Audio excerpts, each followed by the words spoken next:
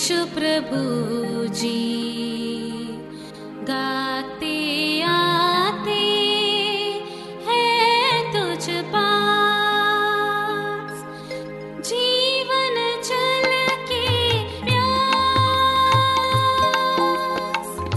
एक ही तो है आस,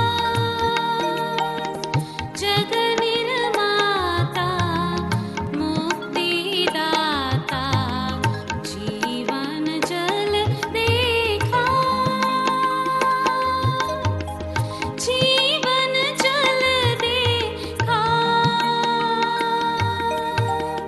जीवन जल देखा। जीवन जल कार्यक्रम देखने वाले सभी दर्शकों को प्रभु यीशु मसीह के मधुर नाम में नमस्कार। Living waters gospel broadcast Mumbai में एक रेडियो सेवा है। इसे हेरोल्ड मैग्रेगर 1953 में जब ये न्यूजीलैंड से आए आरंभ किए थे, जो आज तक परमेश्वर की दया से अच्छी तरह से चल रही है। इसके लिए परमेश्वर की स्तुति हो। इसके अलावा 2013 से टीवी प्रोग्राम भी चालू है, उसके लिए परमेश्वर की स्तुति हो। मुझे उम्मीद है कि आप ये प्रोग्राम्स देख रहे हैं और परमेश्वर का आशीष पा रहे हैं, और आपके जीवन में भी परमेश्वर का महान योजना पा रहे हैं। हमारे कार्यक्रम का ये मुख्य उद्देश्य जो परमेश्वर का वचन बाइबल में जो लिखा है उसको समझाने के लिए है। परमेश्वर का वचन कहता है, आप सत्य को जानो और सत्य आपको स्वतंत्र करेगा। प्रभु यीशु मसीह वो सत्य है, जिसने उसे जाना है वो स्वतंत्रता पाए हैं। हम वही उसका ही गवाही है, और हमारे जैसे कई लोग यीशु मसीह को पहचाने और स्वतंत्र हो गए हैं। क्या आपने प्रभु यीशु मसीह को आपका उद्धारकर्ता जाना है? जो आप जीवन जल प्रोग्राम निरंतर देखते रहे और आशीष पाते रहे। परमेश्वर आपको आशीष दे। धन्यवाद। जीवन जल कार्यक्रम को देखने वाले सभी दर्शकों को जगत के उद्धारकर्ता प्रभु यीशु मसीह के पवित्र नाम में नमस्कार। यूहन्ना अध्याय 7 पद 37 में पवित्र शास्त्र में वचन में ऐसा लिखा है, यीशु ने लोगों को पुकार कर कहा, अगर कोई प्यासा हो तो मेरे पास आकर पिए। जो मुझ पर विश्वास करेगा उसके हृदय से जीवन की जल की नदियाँ बह निकलेंगी। क्या आप जीवन में प्यासे हैं या सच्चाई की तलाश में हैं? परमेश्वर आपकी प्यास बुझाना चाहते हैं, आपके सवालों के जवाब देना चाहते हैं। सारे सृष्टि को बनाने वाले महान जीवित परमेश्वर, और ये परमेश्वर ने जो मनुष्य जाति को प्रभु यीशु मसीह के द्वारा प्रेम किया, उस प्रभु यीशु मसीह के पावन और शाश्वत नाम से जीवन जल के सारे श्रोताओं को प्रणाम और नमस्कार। संदेश का शीर्षक है मनुष्य के लिए अति आवश्यक बात। एक बार एक ऐसी घटना हुई जो मैं आपके सामने बताना चाहता हूँ।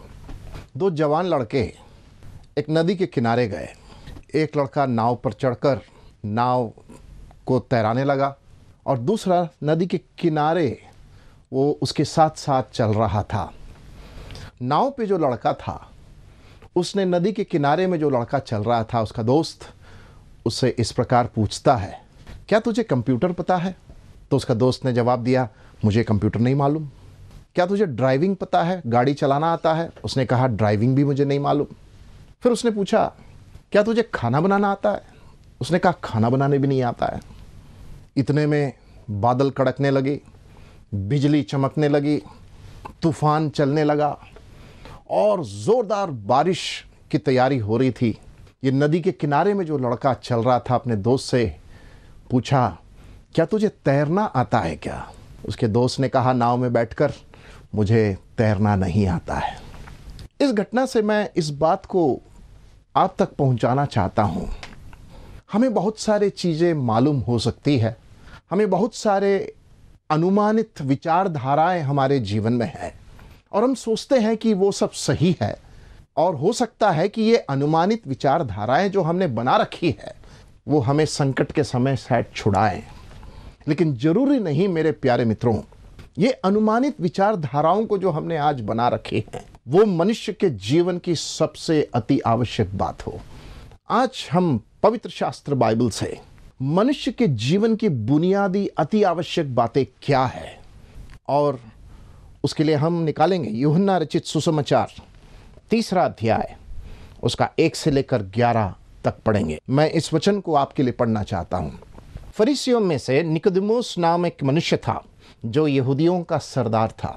उसने रात को यीशु के पास आकर उससे कहा, हे रब्बी, हम जानते हैं कि तू परमेश्वर की ओर से गुरु होकर आया है, क्योंकि कोई इन चिन्हों को जो तू दिखाता है यदि परमेश्वर उसके साथ ना हो तो नहीं दिखा सकता। यीशु ने उसको उत्तर दिया कि मैं तुझसे सच सच कहता हूं, यदि कोई नए सिरे से ना जन्मे तो परमेश्वर के राज्य को देख नहीं सकता। निकोदेमुस ने उससे कहा, मनुष्य जब बूढ़ा हो गया है तो क्यों कर जन्म ले सकता है? क्या वह अपनी माता के गर्भ में दूसरी बार प्रवेश करके जन्म ले सकता है? यीशु ने उत्तर दिया कि मैं तुझसे सच सच कहता हूं, जब तक कोई मनुष्य जल और आत्मा से ना जन्मे तो वह परमेश्वर के राज्य में प्रवेश नहीं कर सकता। क्योंकि जो शरीर से जन्मा है वो शरीर है, और जो आत्मा से जन्मा है वो आत्मा है। अचंबा ना कर कि मैंने तुझसे कहा कि तुम्हें नए सिरे से जन्म लेना अवश्य है। हवा जिधर चलती है उधर चलती है, और तू उसका शब्द सुनता है परंतु नहीं जानता कि वह कहां से आती और किधर को जाती है। जो कोई आत्मा से जन्मा है वह ऐसा ही है। निकोदेमुस ने उसको उत्तर दिया कि ये बातें क्यों कर हो सकती है? यह सुनकर यीशु ने उससे कहा, तू इस्राएलियों का गुरु होकर भी क्या इन बातों को नहीं समझता?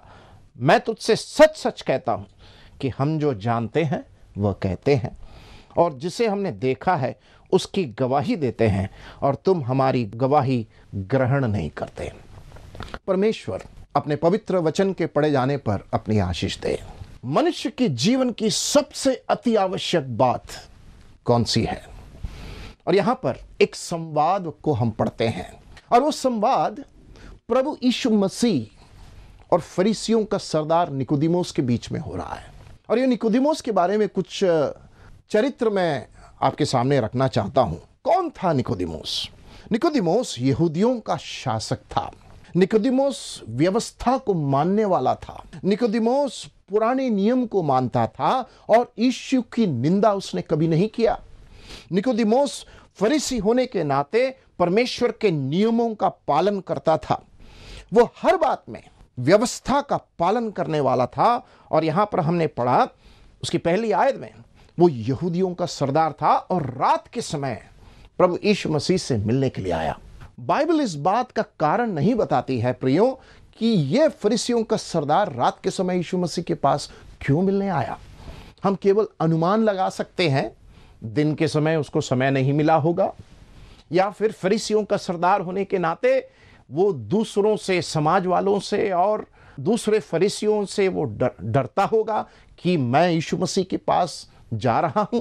हम नहीं जानते क्या कारण है, लेकिन यहां पर जो तथ्य, उस संवाद का तथ्य को अगर आप देखेंगे तो आप समझ पाएंगे कि आपके जीवन में सबसे अति आवश्यक बात क्या है। कुछ लोग सोचते हैं पैसा या धन मनुष्य के जीवन में सबसे अति आवश्यक बात है। कुछ लोग सोचते हैं मान सम्मान और नाम कमाना, यह मनुष्य के जीवन की सबसे अति आवश्यक बात है। कुछ लोग सोचते हैं ज्ञान से बढ़कर कुछ नहीं, और यह मनुष्य की सबसे अति आवश्यक बात है। और कुछ लोग यह भी सोचते हैं कि किसी ना किसी तरीके से दूसरों के जीवन में प्रभाव डालना, और एक प्रभाव डालने वाला व्यक्ति दूसरों के सामने साबित कर बताए।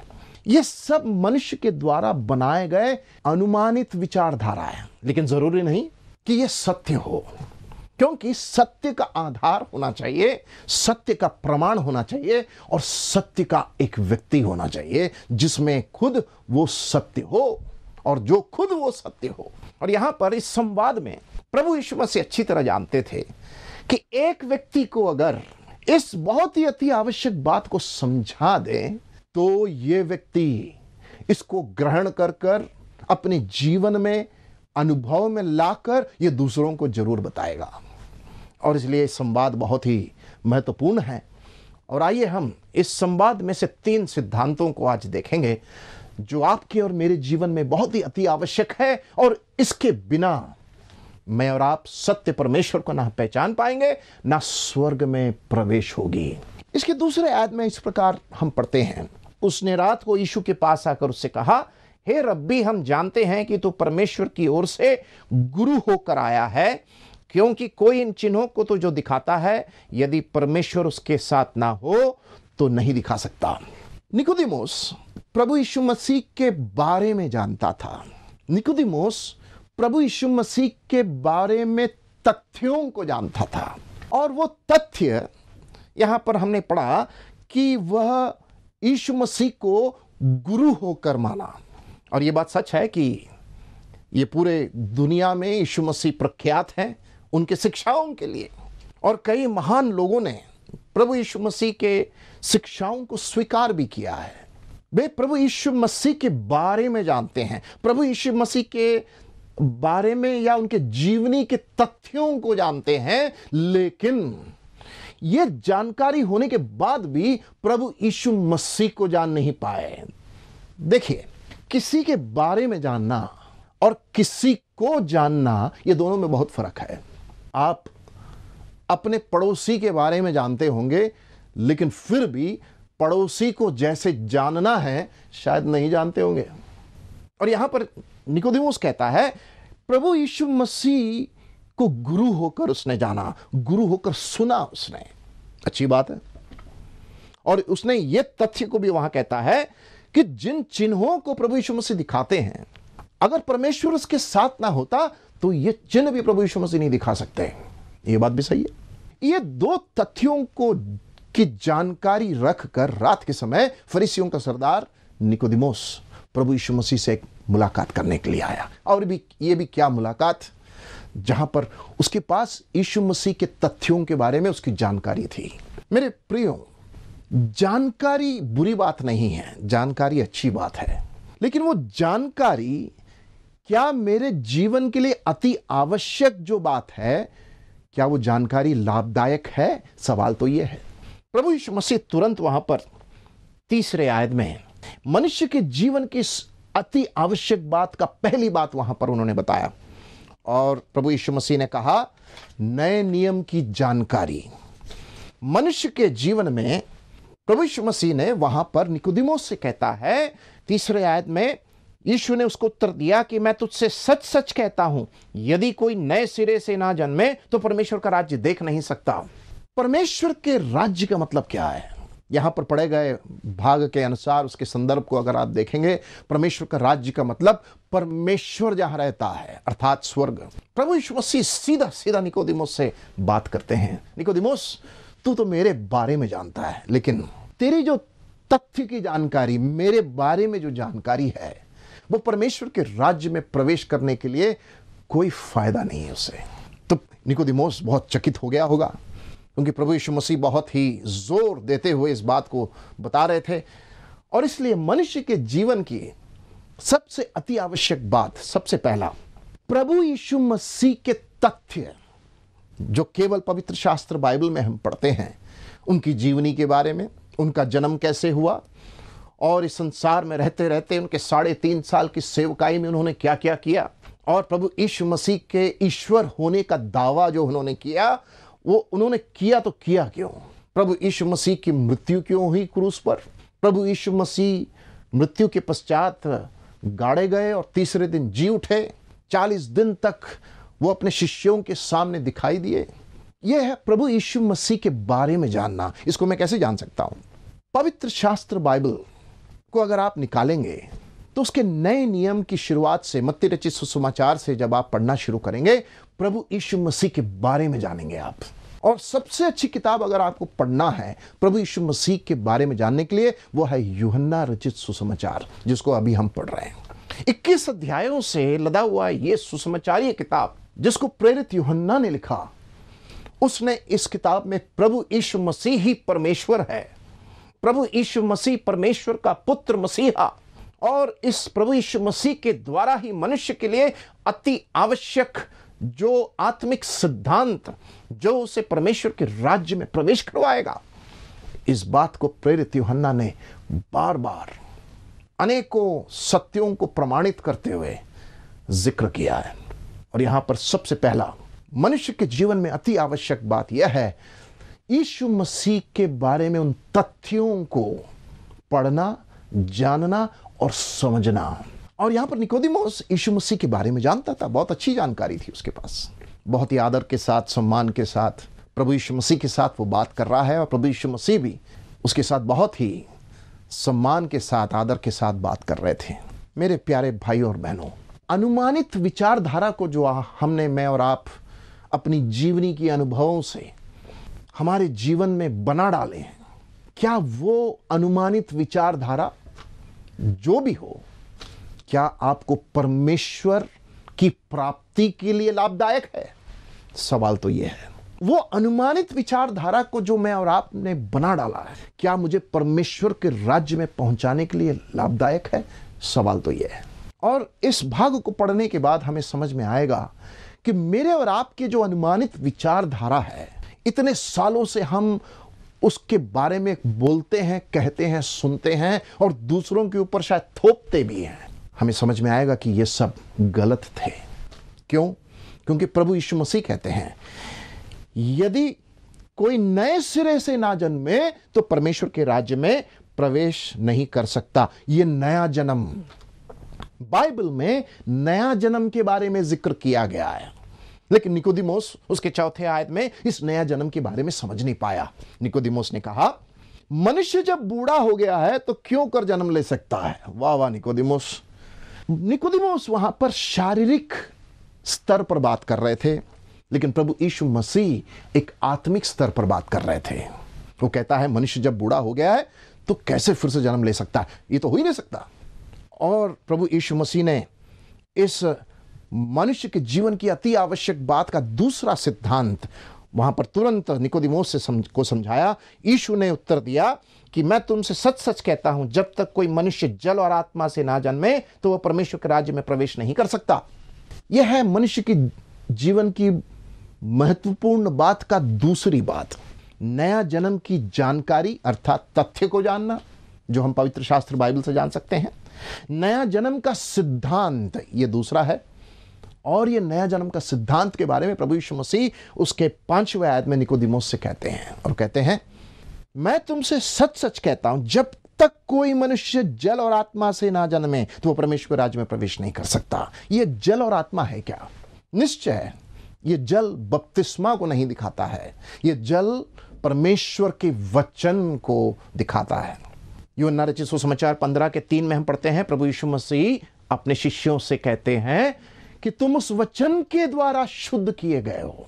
ये वचन को जब आप सुनेंगे, ये वचन को जब आप ग्रहण करेंगे, ये वचन के अधीन जब होंगे, ये परमेश्वर का वचन को जब आप स्वीकारेंगे और पवित्र आत्मा जब मेरे आत्मा के साथ बर्ताव कर कर उस मरी हुई आत्मा को जब जिलाएगा, ये जल और आत्मा का संगम मिलकर मेरे जीवन में नया जन्म का उद्धार का अनुभव होता है। मनुष्य के जीवन में अति आवश्यक बात नया जन्म है और ये नया जन्म केवल प्रभु यीशु मसीह दे सकते हैं, क्योंकि वही जीवित ईश्वर हैं, वही परमेश्वर हैं। और निकोदेमुस से प्रभु यीशु मसीह कहते हैं निकोदेमुस तू तो शारीरिक स्तर पे बात कर रहा है, मैं एक आत्मिक स्तर पे बात कर रहा हूं।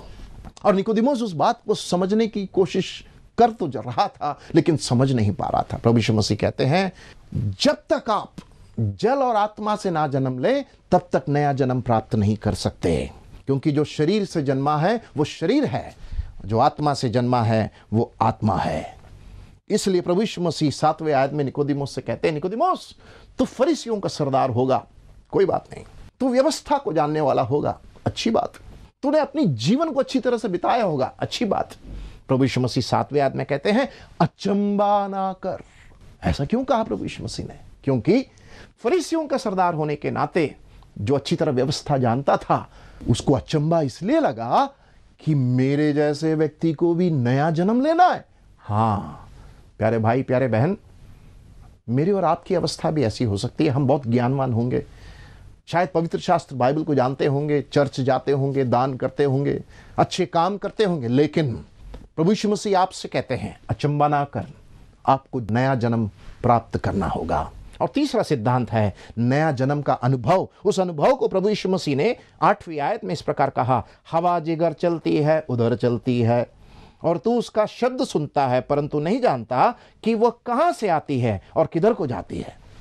प्यारे भाइयों बहनों, ये नया जन्म एक अनुभव है जो परमेश्वर हमारे अंदर, परमेश्वर का वचन को जब हम सुनते हैं, पवित्र आत्मा से उभारे जाकर ये वचन का काम हमें पाप से कायल करता है। परमेश्वर का वचन कहता है मनुष्य पापी है और ये पापी मनुष्य का दंड मृत्यु है।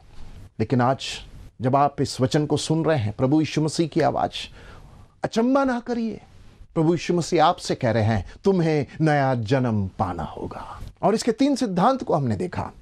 नया जन्म की जानकारी जो तथ्य को दिखाता है, नया जन्म का सिद्धांत जो विश्वास है, और तीसरा नया जन्म का अनुभव जो अनुभव है।